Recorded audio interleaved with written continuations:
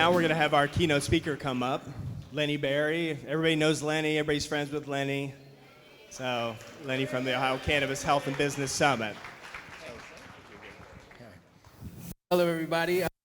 I got just thrown into this, but it's all right. We're going to make the best of it. My name is Lenny Berry. I'm the founder CEO of the Ohio Cannabis Health and Business Summit. And I have the distinct pleasure and honor of working with probably 90% of the people in here. So first of all, I want to say thank you. Thank you for entrusting me with your brand. Thank you for entrusting me with the ability to put us out to the masses, not only in Ohio, but across the country. Started in the cannabis space in 2016. Some people know, some people don't know. Emilie was there from the beginning. I own 2 medical clinics here, so I was doing recommendations for patients. And from that stemmed into me basically wanting to broaden the knowledge about the plant, how it's used and how you can use it medicinally as well. So I created the Ohio Cannabis Health and Business Summit in 2019. Like I said, Emilie was one of the very first. Standard Wellness was one of my first sponsors there. We had like 600 people at a hotel. Very taboo, great turnout in that time. So last October we had 6,000 people at the Ickes Center, 150 exhibitors and probably 70 speakers there. So again, my background is in marketing, so I know that tonight is about building your brand. I started in the music industry in 1989, working for Virgin Records. So I handled the Rolling Stones, Tina Turner, Janet Jackson. So I helped with the Scream record with Michael and Janet, and it just kind of catapulted from there. Then I went on to working All American Idols, Tupac, Biggie, you name it.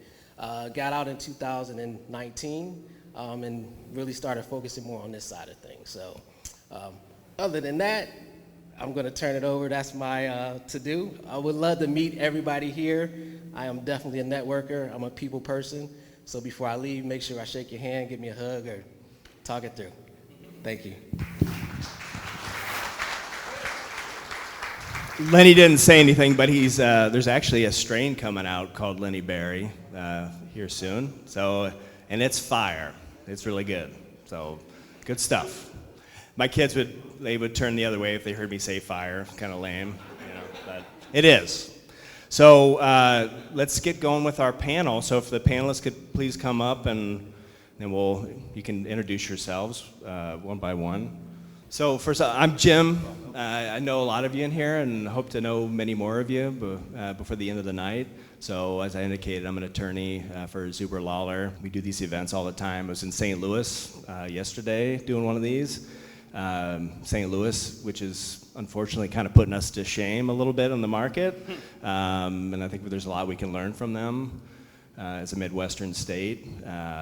So anybody interested in Missouri, want to talk about it, please reach out to me. So I'll go to my left here, and you can kind of go down that way, and everybody can just introduce yourself. For sure. So my name's Adam Cintas. I am the National Director of Compliance, Quality Control. Thank you, Hannah, for being here. She's my National Manager of Quality. She's here with us as well.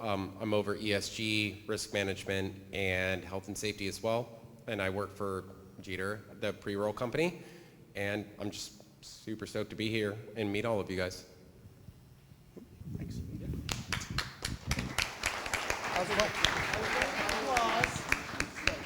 I'm Jason Wilson. I'm actually the owner of Paragon Cannabis in Tip City, Ohio, level 2 grow. Other than that, good enough. A lot of people know who I am already, so if not, you would. Yes. My name is Emilie. I'm Vice President for BeneLeaves. We're a standalone, locally owned processor located right here in Columbus.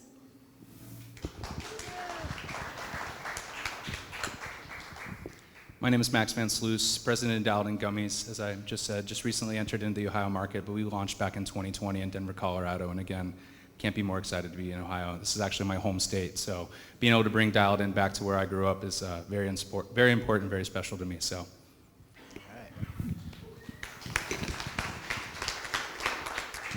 I'm Jared Maloof, and I'm the CEO of Standard Wellness, multi-state operator who started in Cleveland, Ohio, and we have cultivation, processing, and dispensaries in 4 states now. So I noticed our managing partner from Zuber, Lawler, just walked in. Tom Zuber, his flight got delayed coming out of St. Louis because of some bad weather coming through.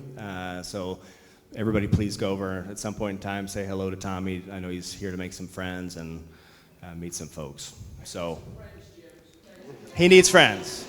I mean, nobody likes lawyers. We need friends. So, you know, all the friends we can get. So the subject tonight, we're talking about branding, and branding, I say branding under punches, because Ohio doesn't make it easy to market and get your name out there. So we wanted to collect some wisdom, cannabis wisdom up here, and I think we got a good group, folks to explain to you or give you some lessons on how they've navigated this terrain here in Ohio. We're gonna kick it off with Jared Maloof. So Jared's been in Ohio here since the beginning, I believe, and seen it all, and he's operating in some other states.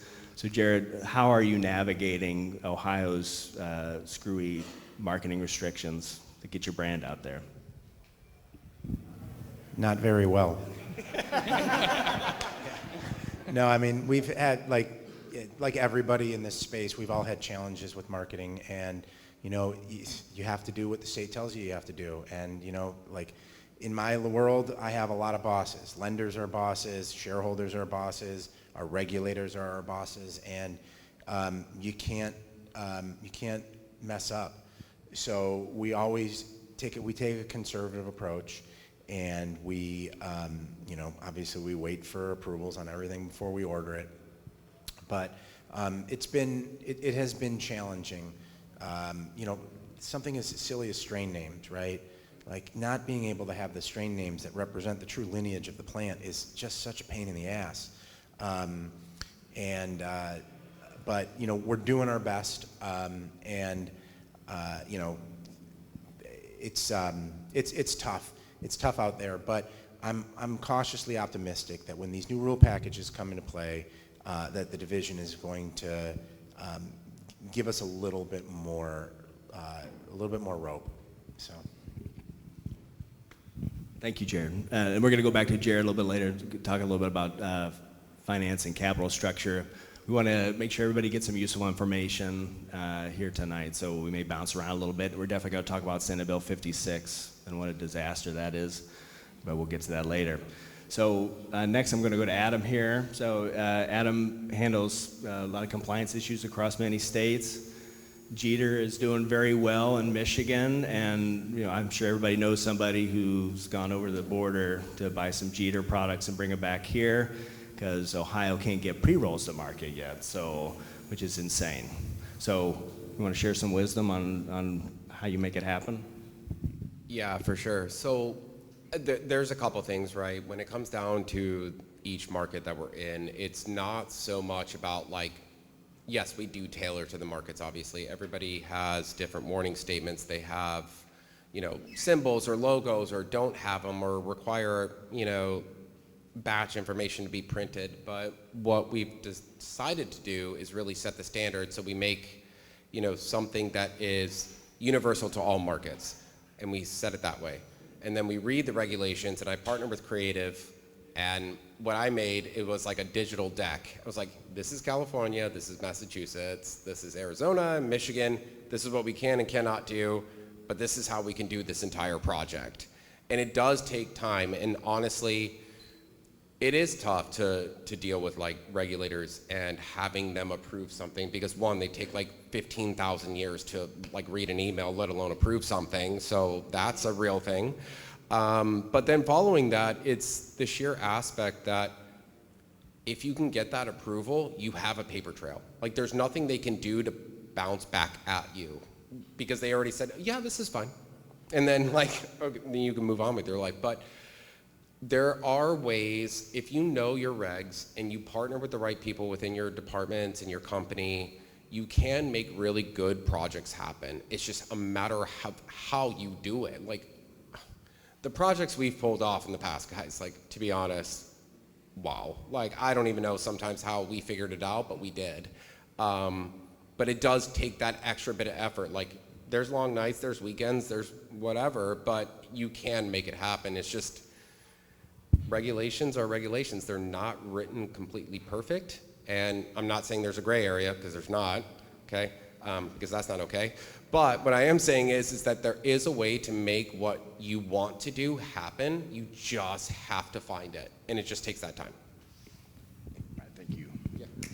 All right, Emilie, so as Government Affairs Director for BeneLeaves, so how do we kill Senate Bill 56, first off? That's kind of a joke. But what are some proactive steps that brands can take to comply with the regs?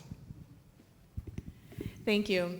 When I saw this question initially on the sheet, the first thought in my mind was, holy crap, this is a really loaded question. I think, honestly, government affairs side, lobbying side, industry side, we all need to have a very unified approach in advertising and marketing, because they are going to get even more strict. We're seeing that happen as we speak. We are actually starting to see the board come back and retroactively go back and deny previous naming conventions and even images that we thought were approved from 2 to 3 years ago. So we are actually starting to see this across the board, and I think it's going to take all of us together to talk and have dialogue with the DCC. I don't know about anybody else, but I'm really frustrated that the humanizing experience that we once had with them has kind of ceased. And now we just get this automatic reply back, from the DCC, here's your answer. It's like, well, no, we used to be able to have a dialogue and speak about these things. So I think it's really important that we all push for that, to get that back. 'Cause I think it's important to understand the reasons behind the why. So I think that is something that, especially from my end, just my experience in this industry in general, I'm all about pushing the buttons. But I feel like if we all try to push them together, we'll get farther. Obviously in a respectful manner, but I think we do need to start really pushing. I know we'll probably touch on this in a little bit, but even just with event approvals and stuff like that, I know collectively we're probably all seeing really inconsistent replies, even just with event approvals and advertising. And we're all sitting up here on this panel, but I know every single one of you are dealing with this issue too. So, let's make this a dialogue. Let's talk to each other. Let's just help educate each other on stuff that's going on, because that's how we're going to make a change and keep pushing this industry forward. Thank you, Emilie. Now, if you want to share some wisdom, Max, on how you're navigating Ohio advertising laws to get your brand out there. Yeah, it's been challenging, but especially coming from Colorado. I mean, Colorado, we can change our label every single week. As a matter of fact, we do anywhere from 8 to 10 unique strain-specific batches in Colorado. We've done over 2,600 unique labels since we've launched. And in Ohio, it's been, again, challenging, but to your point, it's doable. It just takes time, working with the right people, and working with the state. What we've done that we brought from Colorado that's worked really well for us in Ohio are our LTOs, or our collabs. By co-branding our packaging, showing where the biomass came from, and working with notable brands in the state, you're now cross-promoting each other's product. So I wouldn't know if I'd call it innovative, but it's just community building. And that's what we have to do right now, more importantly than ever, is literally lock arms and be the community that we all want to be. By doing that, you are essentially marketing yourself with that brand, and again, locking arms and showing not only the community but the consumers that you're able to build a brand and be able to expand that brand working with others. So again, I don't know if it's super innovative, but it's very effective, and I encourage everyone in this community to try to work with other brands. There's a lot of shelf space for us, and there's a lot of consumers out there. It doesn't have to be all competition. That's one of our main mottos at Dialed In Gummies. It's collaboration over competition. Fantastic. That's what I love about these events, bringing people together and really locking arms. And it's kind of unique, historic, in fact, to have this plant coming off of prohibition, slow unraveling of prohibition as we see it state by state, but requiring the industry to come together to protect itself and to grow. So that's why we're here. Now I want to go down to Jason, and he didn't say much, but he brought Bel Air Kush to Ohio, so a little plug for that. But Jason, as a level 2, now I know you're heading to being vertical with the dispensary coming online. How do you navigate the marketing restrictions to make it happen? Well, good thing my attorney's here, but long story short on us is, we had a huge mix-up with a bag recall through the state. If I wasn't funded very well, it would have put us out of business. Hands down, the state totally crushed our operation. $300,000 to zero in 8-9 weeks. I sat waiting for an approval. Sorry to get off track here. It's unacceptable. If it would, digging, I'm only a level 2. I'm a mom and pop. I was born and raised here in Ohio, other than my military. I love Ohio. That's why I'm here. I'm in multiple states with I partnered with. I got 9 partners in other states right this second. So one of them is Wu-Tang. We have Tyson 2.0. We have multiple brands that have reached out to me because they know I am what everybody sometimes pokes fun of. I am the craft grower. I'm out here for the patients. I take emails. I look at over 100 emails a day on patients that have viewed me. I'm like, hey, I have PTSD. I have seizures. I'm looking for these terps.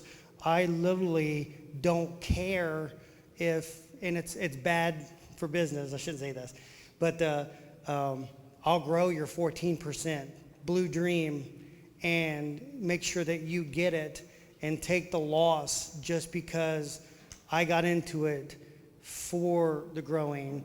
A lot of people don't know when I won my license, I'd never grown marijuana my entire life. I went in the military. I wrestled for the Navy. I was TAD with SEAL Team 3. I've paid my dues to this country.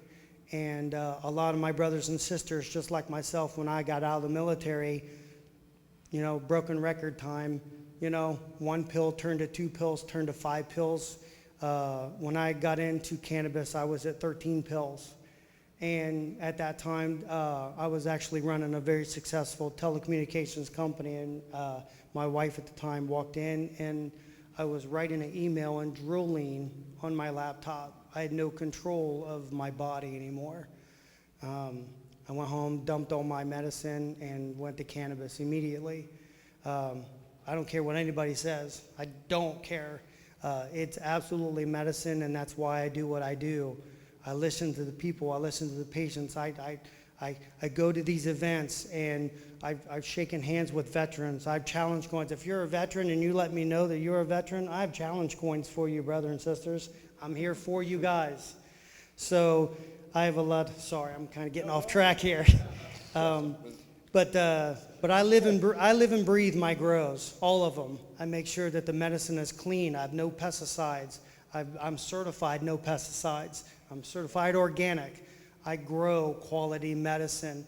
And I take a huge hit in this market because I don't have 33% THC. I can't get it. I've tried, but I'll get you a good 26 or 24, maybe a 22, definitely a good 15, 18 that'll perform better than that 33%. But people just aren't educated. Some people aren't educated enough that, it's not about THC. You got to get in the terps. You got to get the flavors. You got to get what your body wants. You know what I'm saying? So you got to, it's an individual thing. Don't listen to your, obviously I'm talking to the choir. You ain't got to listen to your friends, you know what I mean? You got to listen to yourself. This is medicine for you. So I strongly, I have an open door policy in my grow. I let people walk through my grow, which I probably shouldn't, but I do. I let people walk through my grow every single day. I had three people walk through my grow that literally just wanted to come see the plants.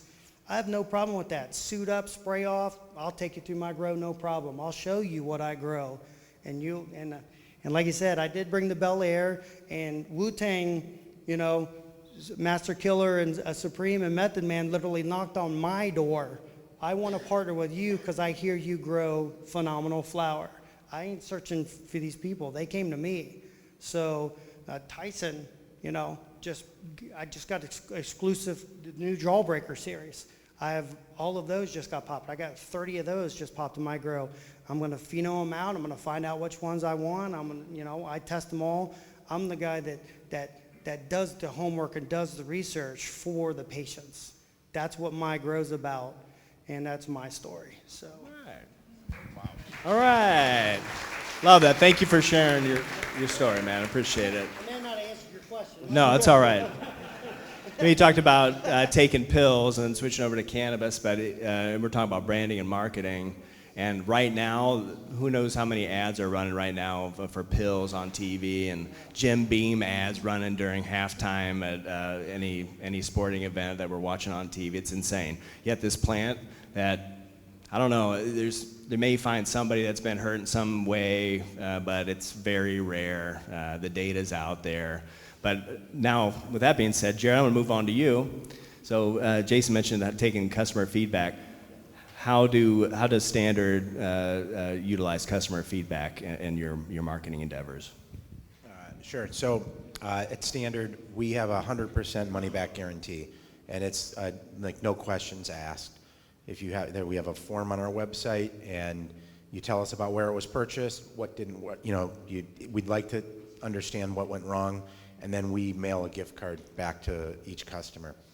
And we stand behind the product. We thought that it would result in like a ton of, like, people would start to abuse the system, but we found that the patients and customers, they haven't. There's maybe one or two people that really tried to just buy our stuff and return it, but all the time. But then we take that feedback and we try to drill back to the batch where it happened to identify what might have gone wrong during the production cycle. With flour, it's a little bit harder. We can drill back to the batch and we can kind of understand a little bit, but more with sort of like carts, understanding that, yeah, we got a leaky batch from XYZ supplier. And giving that money back guarantee, I think, is something that has endeared us to some of the patient base here in Ohio. And we do it in every state that we operate in, and I think it's pretty unique. So, thank you, Jared. On to you, Adam. If you could maybe share some wisdom on how how you train up your compliance teams to effectively comply with marketing regulations.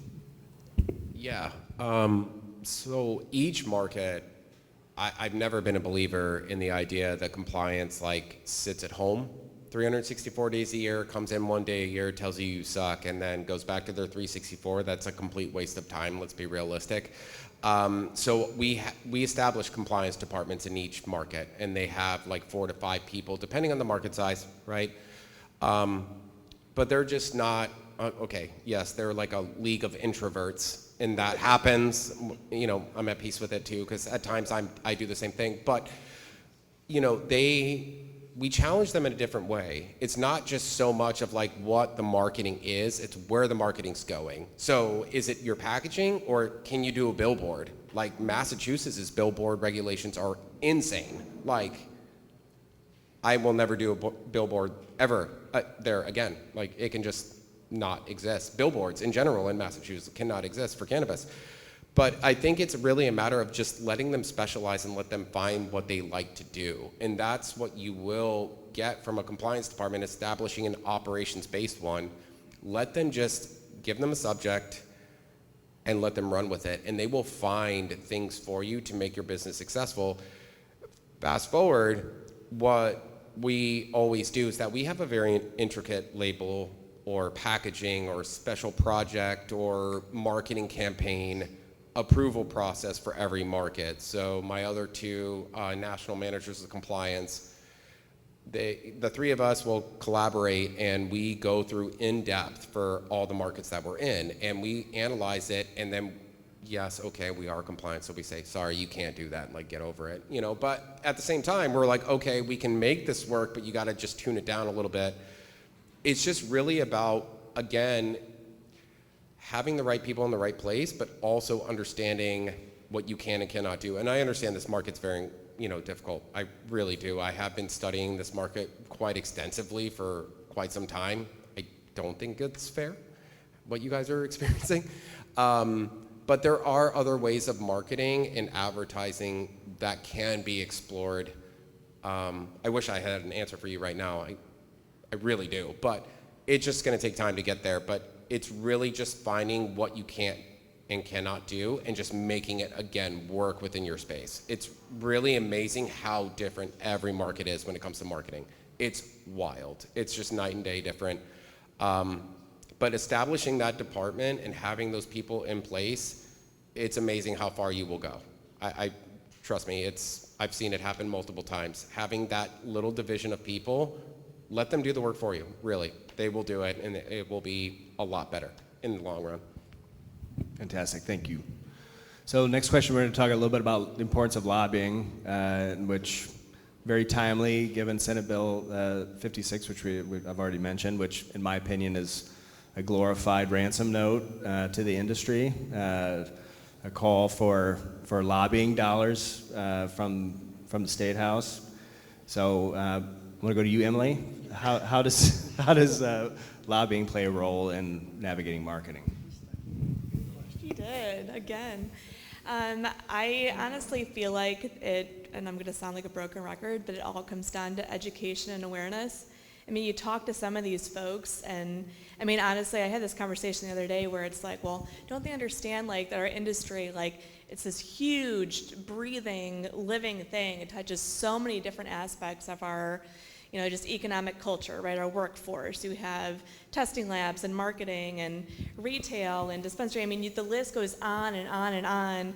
And, why aren't we taking it more seriously? But the issue is when you are speaking with these state reps and senators, et cetera, their to-do list is like 100 pages long, and cannabis is this tiny little sliver on their to-do list. It's on, and really for them, it's like, okay, how impactful can you be in those 10, 15 minutes that you have with them? And that's it. Unified message, education and awareness. Cannabis is medicine. It's a plant. It's helping people. We had a medical program that worked for years. It was helping people, especially on the retail side. I mean, when we opened our dispensaries, within the first 2 weeks, the patients I had coming in, I mean, I was an emotional train wreck because we had patients coming in, stage 4, patients that had, their addictions, that sort of thing. And they were coming in saying, I just don't want to have a med head in my last few months of life. Like, I want to be able to be of sound mind and body, speaking with my friends and family and be able to do things that I need to do. So, I mean, just sharing these personal stories. And yes, we are down there at the State House speaking and talking to these folks, but it's also going to take all of us, again, unified in our messaging, being respectful of their time as well, which is it's very slim. The time they have is tiny, but we need to make sure that we are impactful when we're speaking with them and having a respectful dialogue. We do have a lobby days coming up in March that I would love every one of you to come join us down at the State House for that. We have sponsors, but it will be an opportunity. We have a panel of state reps that are going to be speaking, and you can have an open dialogue with them. And it's bipartisan. We have folks from both sides speaking on those panels.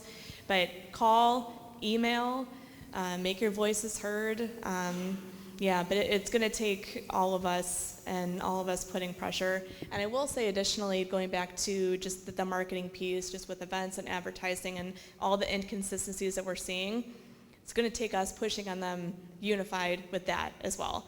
So like, raise of hands, how many people in here actually touch cannabis marketing in Ohio right now? Like, you are actually doing submissions and, yeah, right? So everyone that just raised your hand, all of us, unified, need to push back when we're not getting approvals. Hey, like, why? Tell me why this isn't working, why you're telling me no when the next company gets a yes. Just give us an answer, because it creates a lot of inconsistency. We need to keep the dialogue within each other and know we're not each other's enemies in this. We're all in this together, right? Like, that's how we're going to make this work, and that's how Ohio is going to be successful.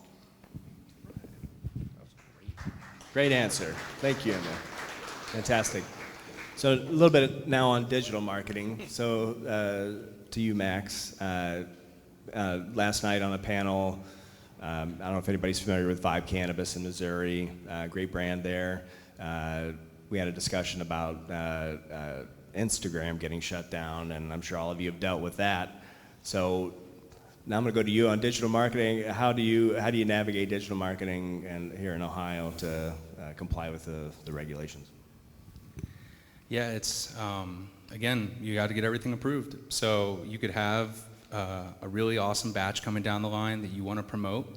And if you're not ready to promote that by having everything approved, you're kind of stuck in limbo. One of the things that we really rely on right now, honestly, is digital menus in terms of getting our branding out, using, Dutchie, Jane, all of those platforms, Seed Talent. What that does is it actually promotes the brand to the consumer's eyes as they're purchasing, right? Utilizing the digital screens in the actual dispos. And then with the collaboration, we are able to, again, cross-promote using other Instagrams using other companies' Instagrams and how they promote their products that we've collabed with, right? But again, it just always comes back to getting everything approved, and that can hold you back. But if you're ahead of it, looking at what you're going to produce, knowing what's going to come down the pipeline, you can get ahead of that. It's really just being tight with your operations, tight with your production, because if you know that, especially in grows, what's coming down, so you can start to promote, get those assets ready, get them approved or at least submitted, and then to Emilie's point, if you have to fight back, you at least have that time to do so.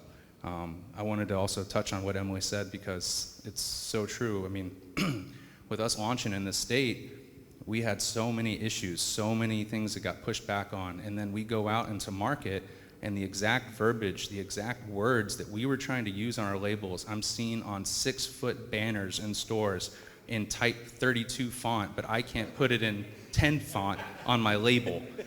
It's crazy, and I keep hearing it's regulator by regulator, yet this is supposed to be a standardized industry. We're held to such tight standards, yet they don't hold themselves to that. So I hope down the road we all can we can see that change so that we can achieve success and be able to promote our products the correct way. Jared, you brought up a great point, the fact that we can't just use proper genetic names that have been used for over a decade. We now have to use abbreviations or 2 letters with dots in between, and we have to expect our consumers to know what that means. It's outrageous, but I will say cannabis is here. We at least have cannabis legally in the state. So yes, there's frustrations, yes, there's issues, but we all get to leave here tonight and we can light up a joint outside. Maybe we shouldn't do it outside, but but yeah, get to your car. But we have the ability to do that now, and someone who grew up here, someone who had to fear the law and how to purchase cannabis, waiting in Kroger parking lots for an hour and a half while my guy is texting me, I'll be there in 10 minutes. It's been an hour. We don't have to do that any longer. So I'm extremely thankful for that and extremely thankful that we have cannabis in the state. So I'll take the issues to have cannabis. If it gets too onerous, remember there's a lot of hungry lawyers out there that can maybe help get involved with the regulators too, so they don't like to deal with us either. So now we've heard you talk about Wu-Tang and we've heard you talk about Mike Tyson. How are you able to utilize your marketing to attract those folks and customers? Jason, if you want to tell us a little bit about that. Well, mine's a little gray area that I play in. Basically, obviously we have our website that we promote, what our state approved, but they kind of, take the bull by the horns and they blast social media because they're not even in the state, so they don't really care. And I talked to several attorneys on it, and they're like, well, since you're multiple state, you can really ride the gray area, which is the only reason why we're able to promote, which, I can't reiterate enough about the name changes and the misspelling. You got to get super creative in this market, and a lot of us are becoming masters of manipulating what I want to say without saying it. So, but yeah, our marketing's doing quite well. We got a great social media following, obviously with the brands bringing in what they bring in. So we don't really have a lot of need. Luckily for us, we don't have a lot of need on the grow side for, they know the strains, they know what's coming out. I put it out there, you know, and they run with it. So it works out for me, but I'm lucky because I am in other markets and have other people pushing it as well. So I don't really have a good way of saying someone that's only in this market. That's not a fair, you know, assumption on that. So, but yeah, mine's kind of a gray area. One other thing too, a little disclaimer, Zuber Lawler doesn't advocate for smoking weed in your car, okay? So just want to get that out there. Little disclaimer. It's great. It's great. So while we have, Jared has some, obviously, I think you have a finance background and some expertise in that. I want to, everybody in cannabis is always concerned about capital structures and how to raise money. So can you share some wisdom on how we get some capital flowing to these businesses here? It's tough because most of the banks are pretty tapped out, the credit funds. But the Chicagos and the AFCs and the focus growers of the world do have capital out there for you. You do need to be buttoned up. You have to have a data room. You need to have, you know, financial statements audited if possible, but don't necessarily have to be. And if you have operations going, you know, you're a financeable business, particularly if in Ohio, because Ohio, while it hasn't been everything that we've wanted it to be, it still has a lot of promise, and people are able to run good businesses. Pricing is somewhat firm, and I think people are generally bullish. So if you have an operation in Ohio, you can get financed. And it's, you know, as far as just equity raising, I'm happy to talk to anybody after the session about how we've done it. But standard, we've probably raised about, you know, 50 million of equity and, like, I don't know, 30 or 40 million of debt since we got started. And it's just been one of the, you know, we've had a lot of weaknesses. We've screwed up a lot of things, but the one thing that we've done pretty well is being able to approach the capital markets. So I want to open it up to the crowd before we wind down the panel here. There's got to be some questions out there for this outstanding panel here. This is where I kind of turn into Phil Donahue, or I'm probably dating myself, or Sally Jesse Raphael maybe. Any questions out there for the panel? Come on, somebody. Somebody? Anybody? Anyone? Sure. Yes. Yeah, we can hear you.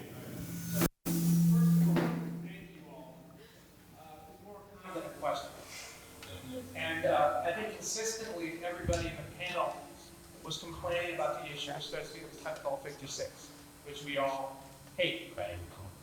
But I think that, and I don't need to be critical or vertical overall, that this, as an industry, we're way too passive. You got to think about the revenue of the state of Ohio currently. Historically, we're looking at almost $400 million so far since we went full head, right? 56.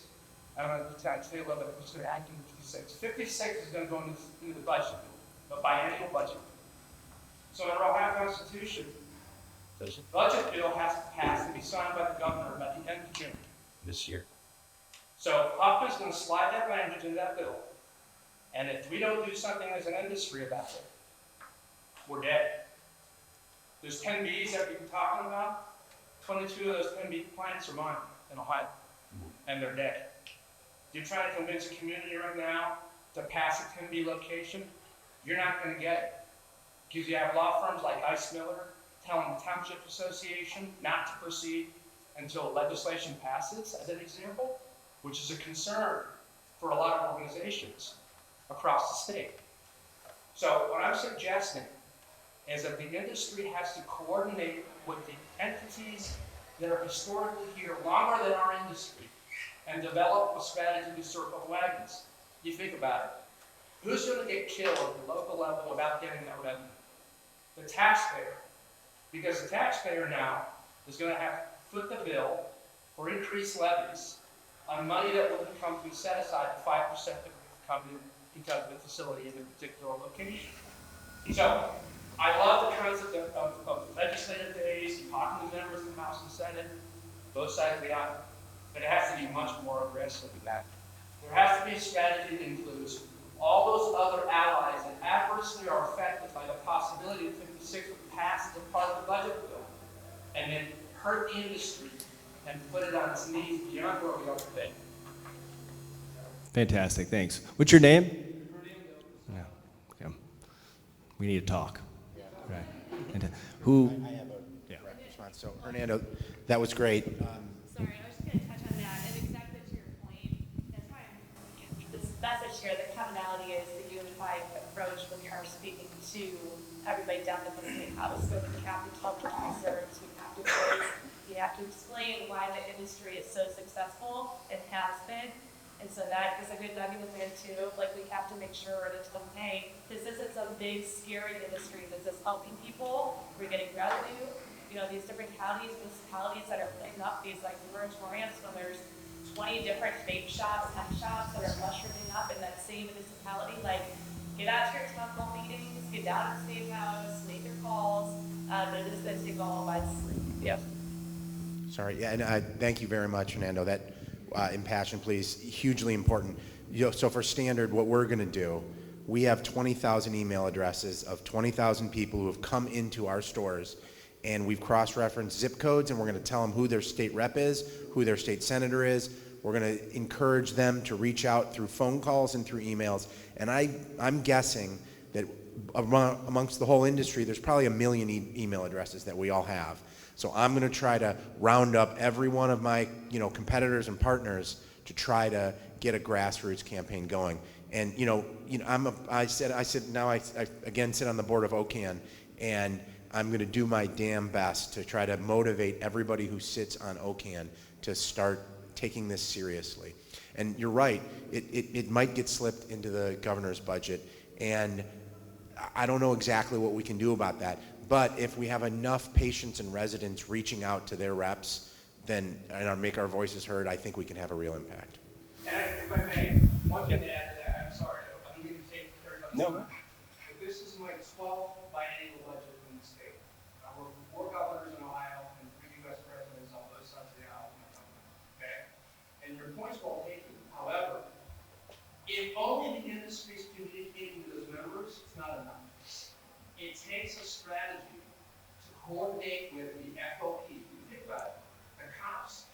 If the community decides that they want to give money on the 5% set aside from this industry to cops, they won't be able to do that next time it passes, or for a new hospital, or for a new fireman, right?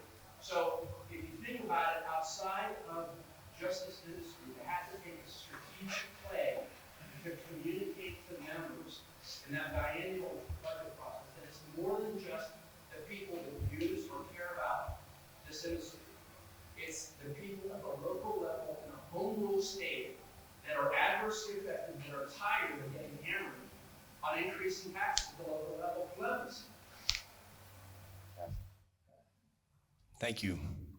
Anybody else have a question? Fantastic. Emilie, maybe a question for you. I'm wondering, is there a way that we can just have a sit down with some of our legislators? It sounds like cannabis is supported by bipartisan, except for our right-leaning senators. Like, it seems like that's where the bulk of our challenges are. So how do we just sit down and do a PowerPoint and just say, look, this is the endocannabinoid system.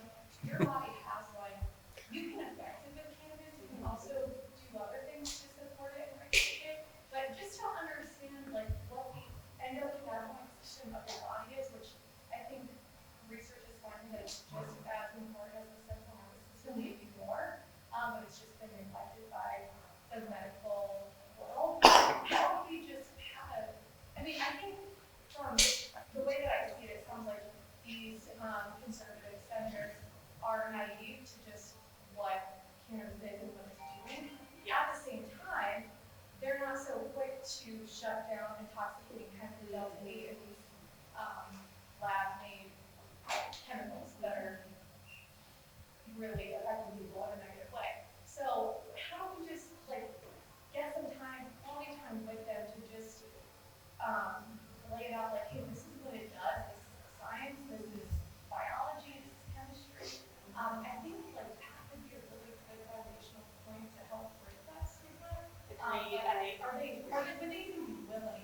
See, that's the thing, is that when we as an industry, we're all very used to talking to each other and talking to others that are already signed on, right? So even like talking about the endocannabinoid system in general, it's like, oh yeah, duh, like let's keep going, like let's go further, right?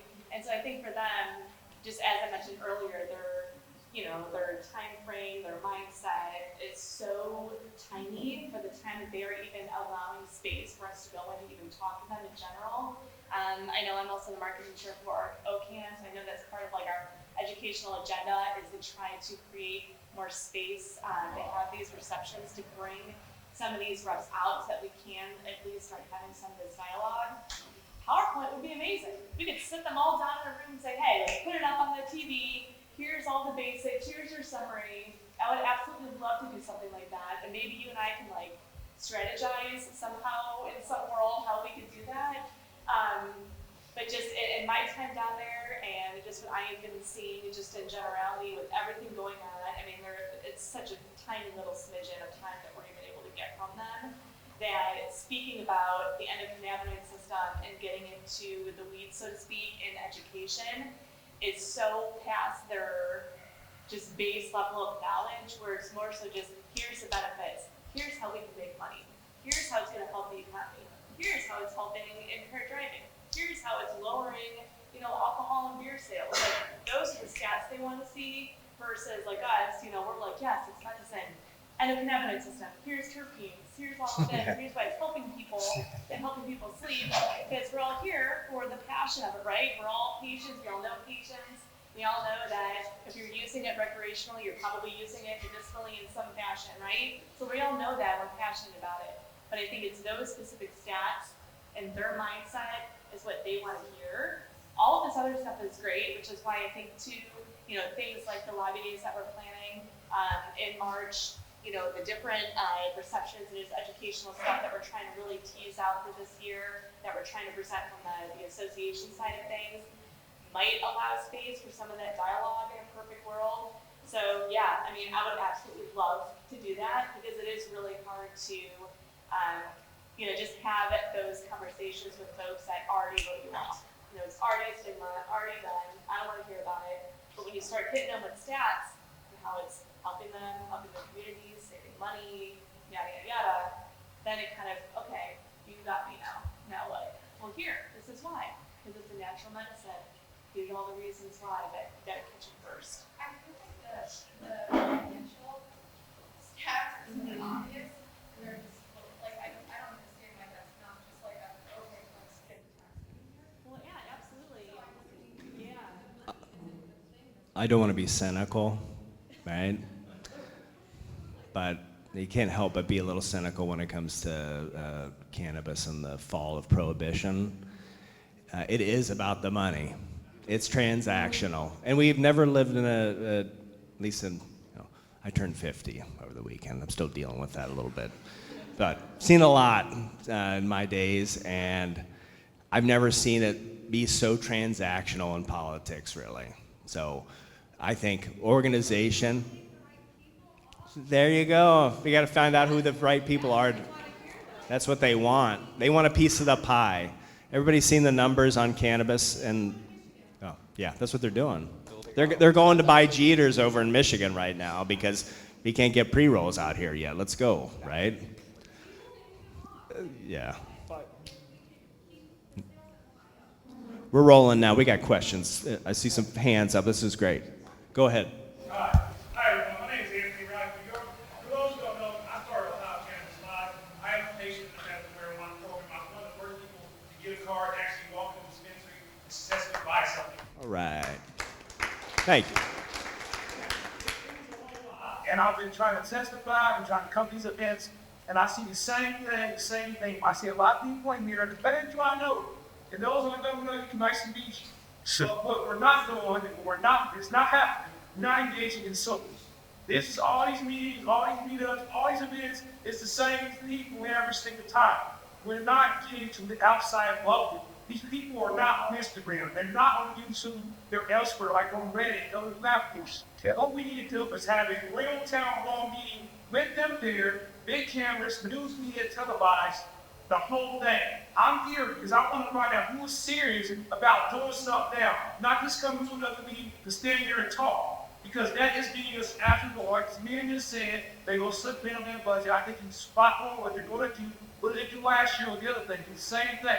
So we don't have a lot of time, and we got to figure out how to engage consumers who are standing right to Michigan. I am so sick and tired of listening to all the folks about Michigan. I'm from Ohio. I went to school in Michigan. I was up there buying when they first opened up. It ain't all that.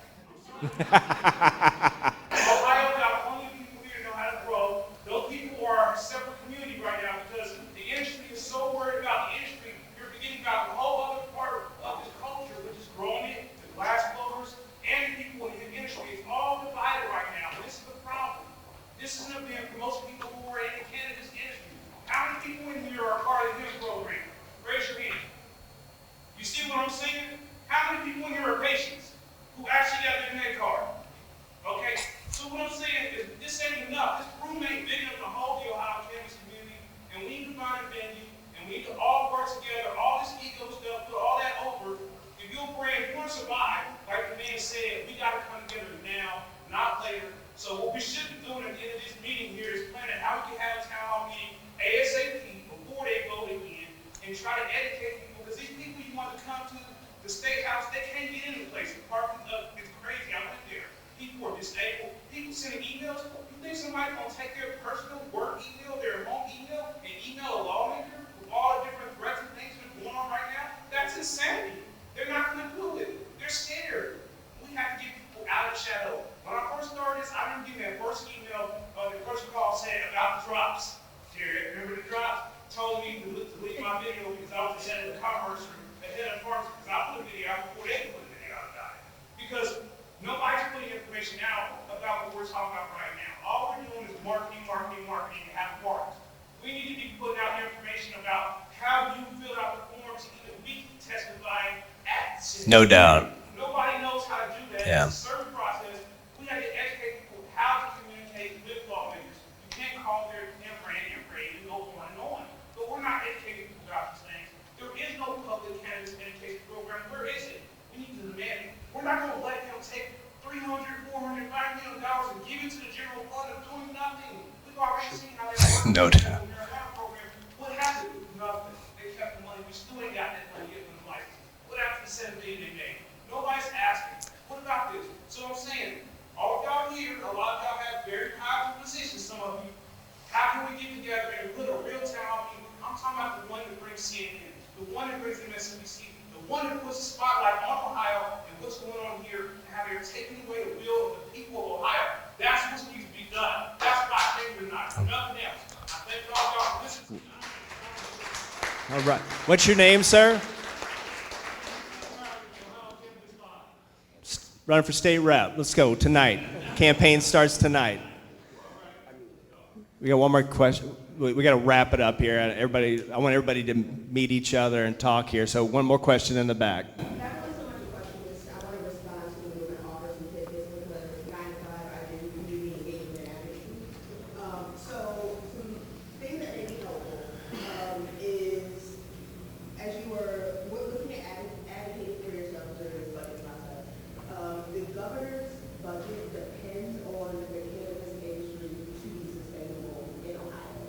They talk about Cintas. They are upset that they are placing so much of the financial burden going forward on the cannabis industry, but they are, and that's something that you can keep in your back pocket because also a lot of the conservative lawmakers that you maybe have to work with time with are backing the legislative bill that would knock state income tax down to 2.5%, which everybody's going to be super excited about, right? But then what happens to revenues for the state after that? It has to come from somewhere, and this is the growing industry. And so as they are using their power and their platforms to kind of diminish this industry and supposedly move forward, the calculus is on your side. And don't forget that. And if anyone does have questions about how to testify at the state house, how to email your rep, or even wanted to know some organizations that will do that on your behalf, I am more than happy to point you in the right direction. Great advice. And Tim Johnson, everybody knows Tim Johnson. He's not here tonight. I think he's on vacation, but that's what Tim says. Email him, call him, pester him, get the word out. Let him know that cannabis isn't a boogeyman, and lots of hardworking folks, professionals. I know so many people that smoke weed that you'd never think smoke weed. Judges, and there's this double standard and strident hypocrisy. All the while, I know we're in a bar here and people are drinking, but the facts don't lie. We all know it's the sins that we accept, and this is a plant that just wants to help us, and we've evolved with it. So I think it's going to bring listen, if there's any more questions, we got to wrap it up so everybody can meet each other. That's why we're here. But I want to thank the Ohio Brewing Company for having this event here, allowing us to have this. This has been great. I want to thank Ivy Bader, who helped us put this on. She's from our firm. She's actually, yeah. Ivy has been in cannabis for 10 years and has quite a bit of expertise and compliance. So if you have any questions, send them her way to Ivy. So with that being said, thank you all for coming. Thank you for our sponsors. Thank you for the wonderful panel here, sharing your stories. This has been great. And hope to meet all of you if I don't know you already. Thanks.